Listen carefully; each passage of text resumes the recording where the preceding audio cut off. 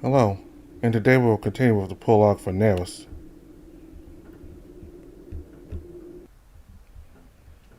I swallowed saliva as Nerus opened the door to his bedchamber, then stepped inside. He dropped me on the bed and removed his jacket before crawling onto it, his huge silhouette and four piercing red eyes looming over me. If you want me to stop at any time, do tell me so. I know. As several went down my spine as a bigger sea-sitter started undressing me. I almost closed my legs on reflex when he brought his hands to my hips and began removing my underwear. He raised an eyebrow once it came off. Interesting. Why are you surprised? My bro reptile thing. Yeah. With a say sister you don't know for sure until you see it for yourself. Don't worry, I was hoping for this actually. Oh. Nerus started unbuttoning his shirt. Now, let's take it slow. We have the entire night ahead of us. Once our forms were laid bare to each other, he hooked me and his tongue pushed its way into my mouth. My anxiety started melting away. I relaxed and entrusted myself to the great sea sitter. My soul burst into flames, filling me with a new, unknown, but pleasant heat. At first I thought that effervescent sensation was a bodily response, but when one of his fingers entered me while his tongue explored my body, I realized there was something else to it. My soul was craving for the rough way he handled my body, for his tender warmth, for him to get deeper inside me. I wonder if Nerus felt the same way, but I didn't need to ask. When I looked into his eyes, the predatory yet passionate gaze in them answered all my questions. He looked hungry, his fangs exposed and the string of saliva dripping from his maw. He was horny, to be blunt. He must have been waiting for this to happen for a long time. Is this okay? Yes, keep going, please. My heartbeat quickened when he nibbled my neck and my nape after turning me around. Despite his fierce appearance, he wasn't doing anything but treating me with the utmost care, looking for new ways to express his immense affection for me. I craved after this new side of him as much as he did after me. He pulled his fingers out and dragged himself closer to me. His huge saddle covered me, and I felt his throbbing member resting on my buttock. Only then I noticed how much it had grown. I tried to look back at it, but there was still the figure in my mouth. A salty smell invaded my taste buds. I closed my eyes, suckled on it, wanted to take in his scented flavor. Mrs. deep voice resonated through the room as he chuckled. I love how eager you get. I didn't say anything and instead answered by trying to take more of his thumb in my mouth. I couldn't see him, but I could bet my life there was a smug smirk on Nerus's face. The bed creaked a bit as he shuffled some more behind me. I felt something hot and wet pressing in between my buttocks and soft fur against my back. I felt his voice rumble through my entire body as he spoke. Don't forget, bite hard if it hurts too much.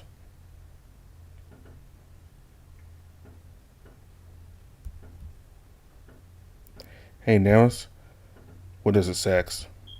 I was lying on his abdomen, playing with his fur as we waited to get unstuck. What do you think we have bodies for? Well, we need them for our souls to survive here. What I mean is, the Aeons made them out to be a necessary evil. But I'm not so sure about that. Will we even still be ourselves without any difference without our bodies? What do you think? That is a generally good question, but I am not in the state to say anything insightful at the moment. I suppose so. It's just, this feels right. I don't mean it only physically. It's like my soul wants for this. But how can the soul crave for something that is physical? Our souls. They're affected by our physical experiences. Our bodies aren't just pieces of meat or tools for survival. Don't go around sharing those thoughts with other state sisters. Some of them might brand you a heretic for questioning the aeons. Not that I don't agree. For the record, I have to admit, I wasn't expecting sex of all things to put you in a philosophy mood. Nerus chuckled as he placed one hand to my head and dragged it to my back.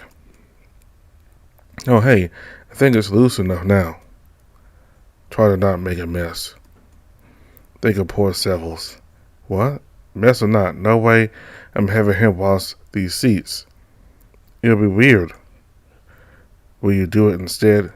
Yes, and I'll make you help because I don't know how to use the washing machine here.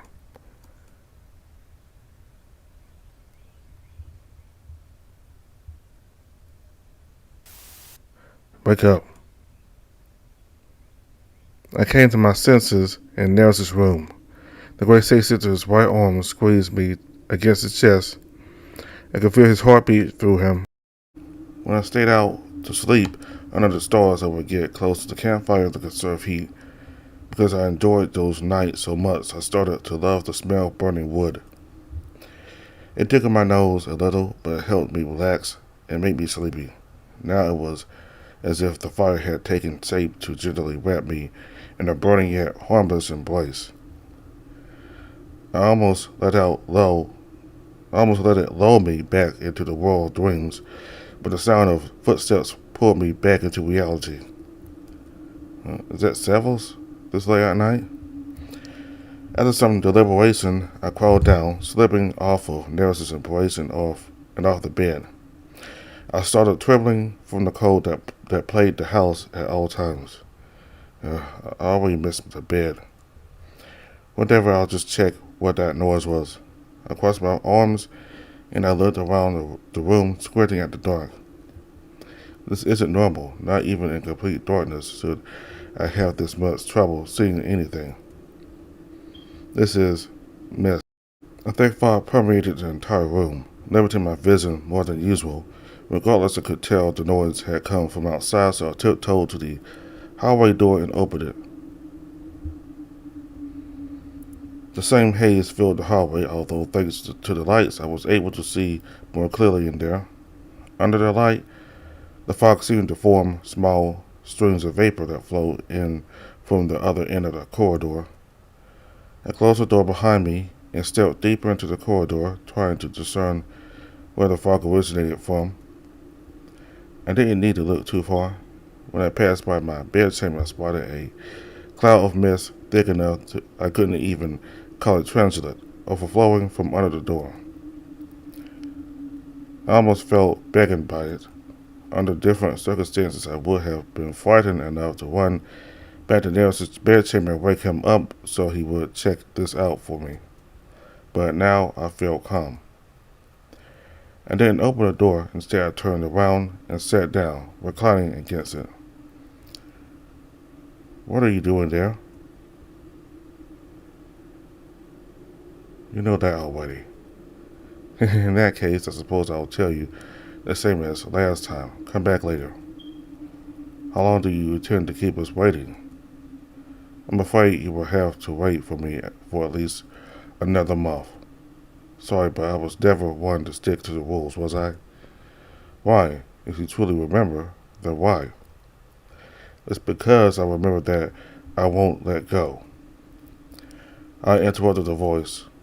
The silence that befell the hallway made me think the fever was making me hear things, but the noise coming from within my dormitory reminded me all this was very real. I needed to endure this, to remember this. You will suffer. I know, but if I don't, then it might be all over for them, and for us as well. You are aware of that, right? I can't let things end like this. You don't understand. If that's what you want, why would you come with me? Is it because you want to remember this? Why is that so important to you? I wouldn't think too much about it.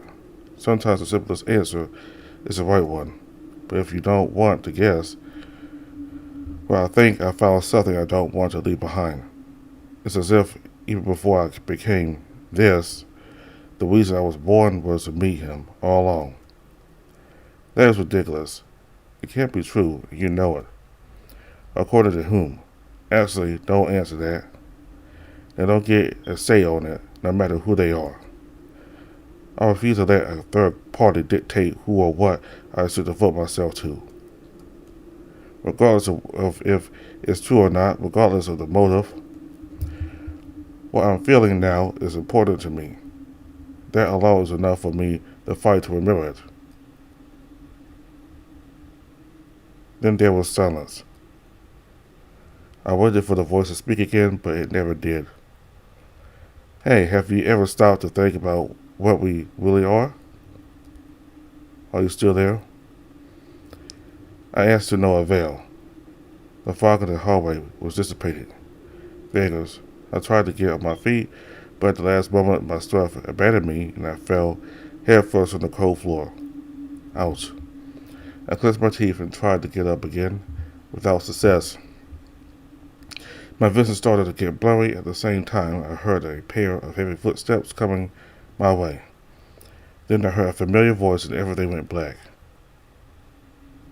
Sax.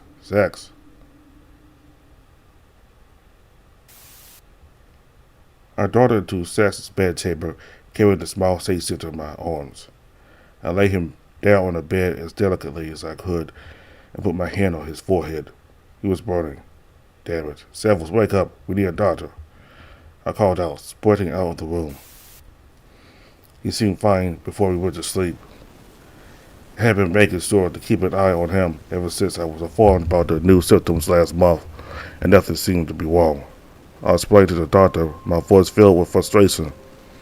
The doctor sat on a chair beside Sax's bed. He was examining him. That is strange, for all the other patients showed progressively worsening symptoms. The doctor gave me a meaningful look. I didn't want to consider what he was implying because it made no sense to me. Why would Sax hide the fact he was sick? Because he is afraid I would treat him differently because of it? No, that's ridiculous. But whether he did hide it or not does not matter right now. Ensuring his recovery is more important. In any case, do you think it would be best to move him to a hospital? Before the doctor could answer, the weakened Sax was able to cut into the conversation with one simple but heartfelt sentence. No, I want to stay here with you. I opened my mouth as a retort to tell him he would be better under the care of professionals, but the words wouldn't come up. Those words stole all the vigor from my body. I stood still, watching him with regret, but because of how powerless I was and for even considering denying him his request, the doctor gave me a solemn look before clearing his throat. If Sax wants to stay here, I believe he should. I trust you have been made aware of the latest development concerning the Sornesiak's great sick center. Yes, I was informed about the disappearances a few days ago. Patients are vanishing without a trace, even from hospitals. It's impossible for that to be the product of an illness. There is something else in the works here. Considering the circumstances, he might be safer under a great safe center than surrounded by doctors and a couple of common guards. Besides, Sornesia is, as the name states, an illness of the soul. Removing him from here against his will might worsen his condition. Yes, that is right. And I don't think I need to tell you this, but even if he stays, he can't work in this condition. Obviously, Shovels is calling a replacement as we speak. Well, there isn't much else I can do, so I will be taking my leave now. I know some colleagues that could come and stay here to monitor Saxon's condition if you feel you need them. And while it won't cure the Sornesia, there is some medicine I can give him in order to relieve the physical symptoms. I will consider it. For the time being, tell me what medicine we should administrate. The doctor took out a notepad and scribbled something before tearing the page out and handing it to me.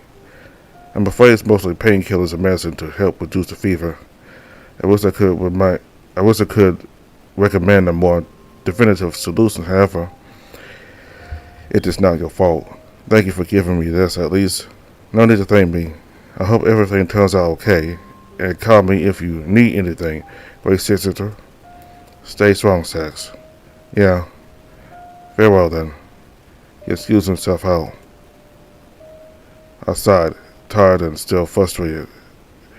I sat down next to Sax. His eyes were staring nowhere in particular. Nerus? Yes, Sax. Oh, I just wanted to know if you were there. Sorry, I can't see very well. I'm aware. Do not worry about that now. Just relax and get some rest. I'm not moving from here. So relax so you can get better, okay? Don't sound so sad now. I'll be fine.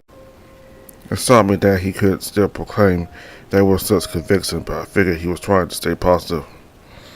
Moved by his determination, I placed a hand on his shoulder and snuggled my face up to his. As long as you're here, I promise you, I'll be fine. Please just don't go away and leave me here. I would never. I couldn't finish that sentence. My voice cracked and a sob escaped my throat. Nerus, are you crying? I wiped my face with my forearm. No, of course not. We'll get through this together, understand? When did it become so easy to see through you, I wonder? That is all thanks to you. Sax held my hand, focus returning to his eyes. Look, I'm not trying to be optimistic. I really mean it. Everything will be alright. Believe me when I tell you that, yes? Yes, I promise. I really meant it. I was determined to stay by his side and believe he would make a recovery. And so I ordered several to bring our food to Sax's bedchamber from that day on. That way I would eat by his side morning and night. I also started bringing whatever documents I would need to sort out with me so I could work while I looked over him. In a way, it wasn't too different from when we would spend time together at my study. But that would change at a moment's notice once the symptoms manifested. Nerus, what is up with this book? Oh, see the hate. I assume you just got to the end, yes? Yes, except there's no end. It just doesn't continue past this point. Indeed, it does not look like it was finished. The author must have given up or writing the ending. It's kind of cheesy, but Sax, hold on. I let go of my pen and got up to get Sax's medicine. Most of the time Sax would be his usual self, but all of a sudden his entire body would start hurting. It was either that or a sudden fever outbreak that would knock him down for an hour or two. But when he would start hurting was the worst out of the two. The medicine alleviated only a small part of the pain. And despite that, it would still get bad enough for Sax to breathe in pain in bed, tears in his eyes. Yeah. Sax, please hang in there. I couldn't do anything to try to talk to him. Watching him like that made my entire being sick. I wanted to cry and to hold him, but I didn't dare in case it would make his pain worse. All I could to comfort myself was to try to convince me this would be over soon and that Sax would return to his usual self any day now. My time suit would start eroding that hope. He is out cold. He vomited before passing out. I better change the seats again and wash him. I took Sax on my arms and put him down on the chair I was using for the time being. Then I started stirring the bed. I took Sax on my arms and put him down on the chair I was using for the time being. Then I started stripping the bed. My nostrils flared as the smell of vomit started spreading inside the room, but I didn't let it distract me. Sax, please get better soon. First nominal announces we will fight the angels and now this. Just, why is all this happening? If we are to be separated soon, at the very least, I didn't want it to end on a bad note and much less like this. It had been 2 weeks already. This around 2 more until the battle. What will I even do when the time comes? Severus, are you there? Is there anything I can do for you, master? I heard his voice from the other side of the hallway door. I told him to come in and handed him the dirty blankets. Can you clean these seats, please? And make up the bed while I'm washing sacks. Of course, master, anything you need. I smiled at the servant. Thank you. I took Sax's shirt off, since he had vomited on it as well, and handed it to Severus before taking the small state sitter with me to the bathroom. Since Sax was still out, I didn't want to give him a full bath. I limited myself to washing his chest and abdomen with a sponge, and after drying him, I took him back to the bedroom. Severus had already made the bed and taken the dirty clothes away with him.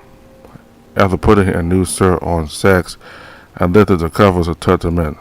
I stood there observing him. It was hard to believe this just a few minutes ago he had been in so much pain he had vomited and passed out from it. If I entered the room without knowledge of what just transpired, I would think he had been napping. Why could that not be the truth? Unable to do anything else for the time being, I sat down and returned to work. But still, that was just the beginning. A week after, his feathers started falling off, replaced by red rashes, and blood would start dripping from his mouth and orifices. When this started happening, we called the doctor again, but he was just as lost as us. No matter who examined Sax, no one could determine the cause behind these new symptoms. They were all puzzled, especially because these were symptoms that the other patients had not shown. I was afflicted with a worry and sadness so great there were times I couldn't sleep and sat by Sax's side all night. But as for Sax himself, he seemed numb to the entire thing. At that point he was unconscious more often than not, but the times he was awake he seemed distant, as if he didn't even notice what was happening to him. Even so, he still would assure me he would be fine. I wasn't sure of that anymore. I pushed my eyelids open. The first thing I saw was my blurry nightstand. In my eyes there was that haze from when you wake up from a long dream. Still unsure if you are still asleep or if this is real. The familiar sound of Nerus writing something on the desk clued me that this was the latter. I struggled to turn my head around, and there he was.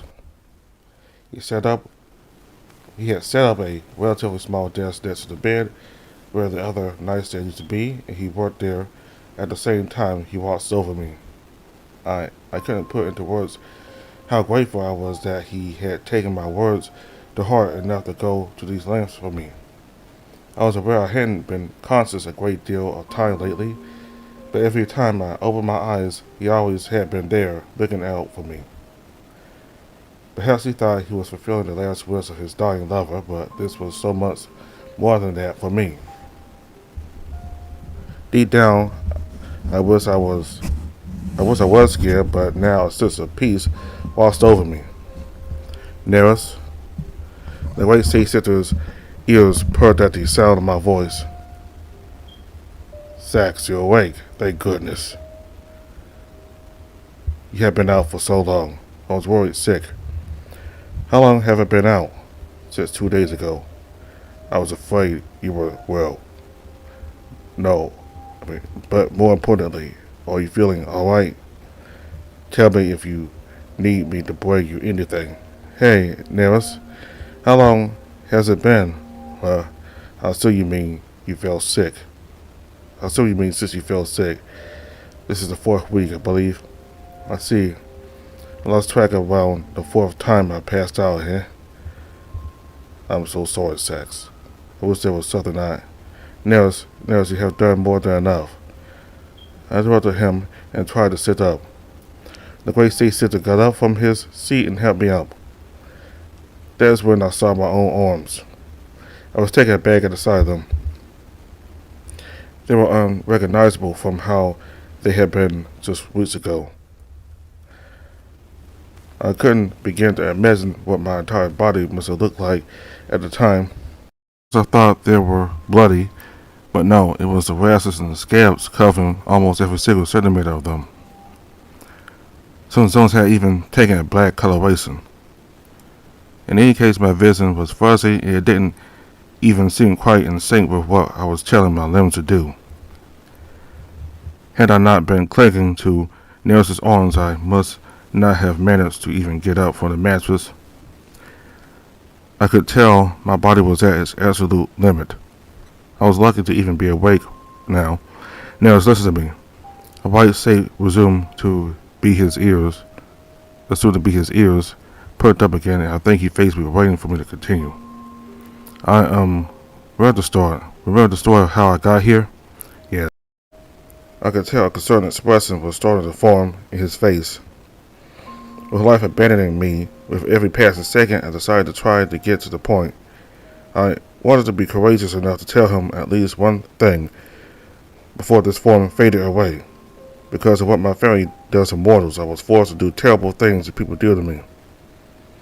After that, I decided I wasn't going to put up with them anymore. And you know how that ended, right? Why are you bringing this up now, Sax? I don't want that to happen again. To lose someone I love because I was too hesitant to act. But Sax, I know. Right now I must sound downright delirious to you because I am the one about to die. But you see, I have been keeping a secret from you. A very important secret. What is that? I wrapped my arms around his shoulders in an attempt at getting closer to him. Noticing this, the great sea sitter sat on the bed next to me and imitated the gesture, pulling me close to him. As I rested my head on his shoulder, I could tell the side of his face was wet. Thanks, you're trembling. Are you sure you're fine? As I said, there's nothing I need to tell you. It's better if I say it right now. It sounds like it's serious. What is it? Again, don't freak out, but I tried to gather my wits to find the right words, but there was nothing left to think about. I just needed to go with the truth and believe. Nerus, I am not a crusade sifter, but... And before I could finish uttering that sentence, life evaporated from my flesh.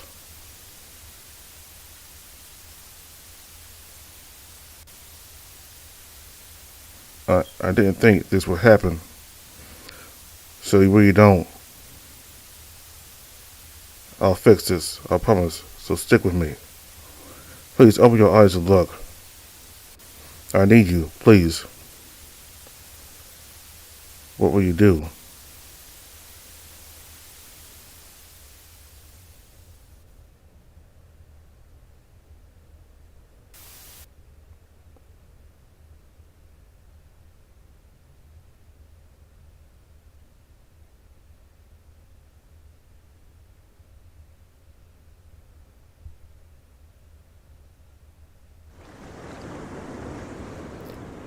Okay, so we completed the prologue.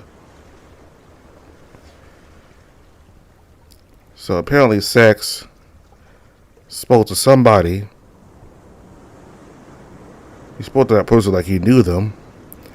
And I believe Sax is an angel. He was about to tell Nerus that he was an angel, but before he could, he died, I guess. And I wonder if, well, I believe that person he spoke to was a fellow angel also. So I wonder if they might have caused Sax to get sick, or maybe Sax knew he was going to get sick, but he wanted to spend the time he had with Nerus before he got sick. So I think he hid it from Nerus that he was really sick, but he was able to go about it because he didn't really start to feel the symptoms yet. So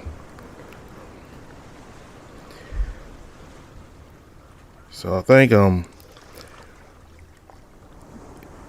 Sax spoke with another angel about something, and it might have something to do with the battle of the Aeon coming up,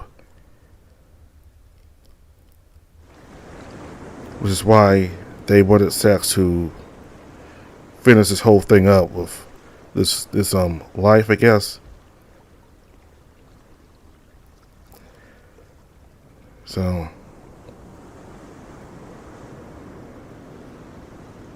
we should see Sax again soon, I hope.